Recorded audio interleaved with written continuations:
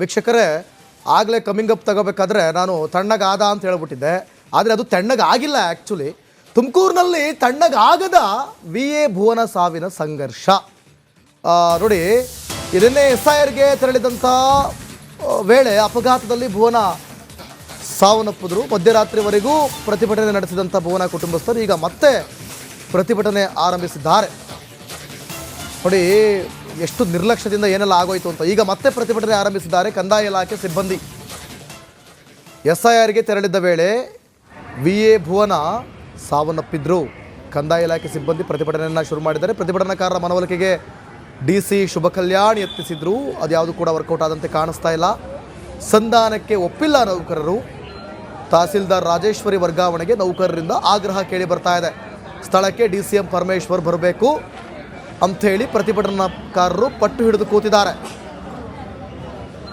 ಈ ರೀತಿ ಅರ್ಜೆನ್ಸಿ ಮತ್ತು ಬೇಕಾಬಿಟ್ಟಿ ಕೆಲಸಗಳು ಇದೆಲ್ಲ ಮಾಡೋದ್ರಿಂದ ನೋಡಿ, ಭುವನ ಅನ್ನೋ ಅಧಿಕಾರಿ VA ಅವರು ವಿಲೇಜ್ ಅಕೌಂಟೆಂಟ್ ಅಪಘಾತದಲ್ಲಿ ಸಾವನ್ನಪ್ಪಿದ್ರು. ಈಗ ಸಾವಿನ ಸಂಘರ್ಷ ಮುಂದುವರೆದಿದೆ. ಎಲ್ಲ ಸಿಬ್ಬಂದಿಯಲ್ಲೋ ಕೂತ್ಕೊಂಡು ಈಗ ಪ್ರತಿಭಟನೆಯನ್ನು ಮಾಡ್ತಾ ಇದ್ದಾರೆ.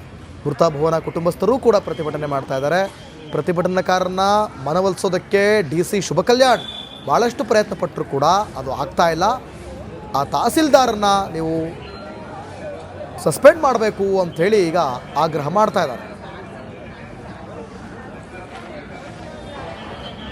ಈ ಬಗ್ಗೆ ಮತ್ತಷ್ಟು ಮಾಹಿತಿಯನ್ನು ಕೊಡ್ತಾರೆ ನಮ್ಮ ಪ್ರತಿನಿಧಿ, ತುಮಕೂರು ಪ್ರತಿನಿಧಿ ಜಗದೀಶ್ ಲೈವ್ನಲ್ಲಿ ಜಾಯ್ನ್ ಆಗ್ತಿದ್ದಾರೆ. ಜಗದೀಶ್, ನೋಡಿ ಈ ಒಂದು ಸಂಘರ್ಷ ಅಥವಾ ಈ ಒಂದು ಪ್ರತಿಭಟನೆ ಯಾವುದು ಕೂಡ ತಣ್ಣಗಾಗ್ತಾ ಇಲ್ಲ. ಆಮೇಲೆ ಮನವೊಲಿಸೋದಕ್ಕೆ ಪ್ರಯತ್ನ ಪಟ್ಟರು ಕೂಡ ಯಾವುದು ಕೂಡ ವರ್ಕ್ ಆಗ್ತಾ ಇಲ್ಲ. ತಹಸೀಲ್ದಾರ್ ಸಸ್ಪೆಂಡ್ ಆಗಬೇಕು ಅನ್ನೋ ಆಗ್ರಹ ಕೇಳಿ ಬರ್ತಾ ಇದೆ. ಸದ್ಯಕ್ಕೆ ಪರಿಸ್ಥಿತಿಯಲ್ಲಿ ಹೇಗಿದೆ, ಮತ್ತಷ್ಟು ಮಾಹಿತಿ ಕೊಡೋದಾದ್ರೆ?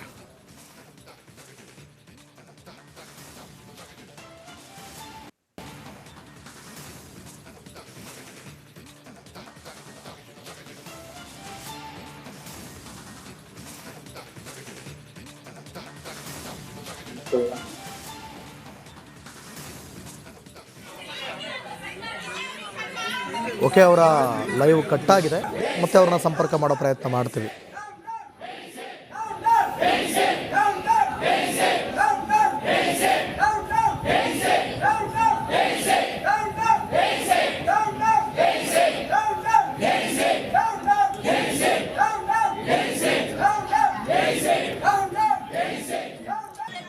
ನೋಡಿ, SIR ಕಾರ್ಯಾಚರಣೆ ಅಂದರೆ SIR ಮತ ಪರಿಷ್ಕರಣೆ ಮಾಡುವಂಥ ಸಂದರ್ಭದಲ್ಲಿ ತುಮಕೂರಿನಲ್ಲಿ ಆದಂಥ ಘಟನೆ ಇದು, ಆಯಿತಾ? ವಿ ಎ ಭುವನ ಅಪಘಾತದ ವೇಳೆ ಈಗ ಸಾವನ್ನಪ್ಪಿದ್ರಲ್ಲಪ್ಪ, ಇದಕ್ಕೆ ಯಾರು ಹೊಣೆ? ಈಗ ಇದರ ನಿರ್ಲಕ್ಷ್ಯ ಏನು?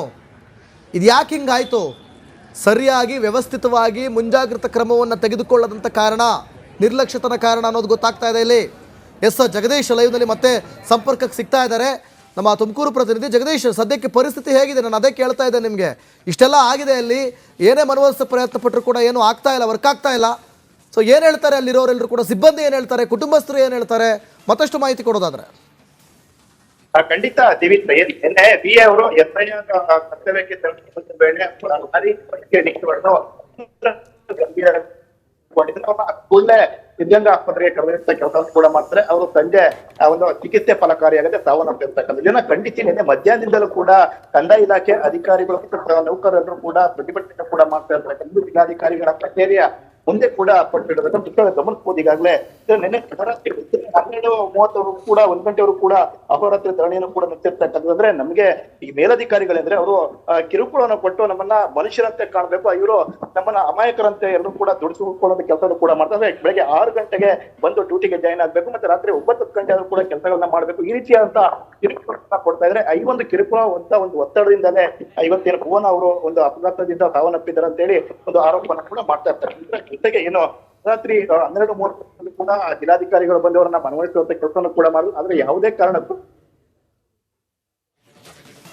ಕೂಡ ಬಿಟ್ಟಿಲ್ಲ. ಅಂದ್ರೆ ನಮ್ಗೆ ಒಂದು ಕಾನೂನು ಕ್ರಮ ಯಾರು ತಪ್ಪಿಸಿದ್ದಾರೆ ಅವರ ವಿರುದ್ಧ ಕಾನೂನು ಕ್ರಮ ಆಗ್ಲೇಬೇಕು ಅಂತೇಳಿ ಬಿಗಿಪಟ್ಟು ಈಗ ತಕ್ಷಣ ಕೂಡ ಗಮನ ಬೆಳಗ್ಗಿಂದ ಕೂಡ ಮತ್ತೆ ಪ್ರತಿಭಟನೆಯನ್ನು ಕೂಡ ಮುಂದುವರೆಸಿರ್ತಕ್ಕಂಥ. ಅಂದ್ರೆ ಘಟನಾ ಸ್ಥಳಕ್ಕೆ ಏನು DCM ಡಾಕ್ಟರ್ ಬಿ ಪರಮೇಶ್ವರ್ ಮತ್ತೆ ಕಂದಾಯ ಸಚಿವರಾಗಿರ್ತಕ್ಕಂಥ ಪರಮೇಶ್ವರ್ ಅವರು ಈ ಒಂದು ಘಟನಾ ಸ್ಥಳಕ್ಕೆ ಬರ್ಬೇಕು ಅಂತ ಹೇಳಿ ಪಟ್ಟನ್ನು ಕೂಡ ಇಳಿದಿರ್ತಕ್ಕಂಥದ್ದು. ಈಗ ನಮ್ ಜೊತೆ ಮಾತನಾಡೋದಕ್ಕೆ ಗ್ರಾಮ ಲೆಕ್ಕಾಧಿಕಾರಿಗಳ ಸಂಘದ ರಾಜ್ಯಾಧ್ಯಕ್ಷರು ಕೂಡ ಇದ್ದಾರೆ, ಅವ್ರನ್ನು ಕೂಡ ಮಾತಾಡ್ತೋಗೋಣ. ಸರ್, ಏನ್ ಸರ್ ನಿಮ್ಮ ಒಂದು ಅಂದ್ರೆ ಡಿಮ್ಯಾಂಡ್ ಏನು ಅಂತ? ಕರ್ನಾಟಕ ರಾಜ್ಯದಲ್ಲಿ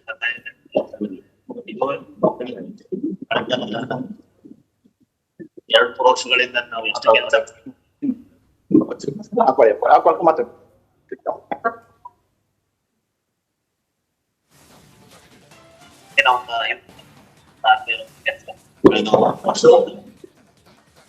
ಹಾಗಾಗಿ ಏನೋ ಒಂದು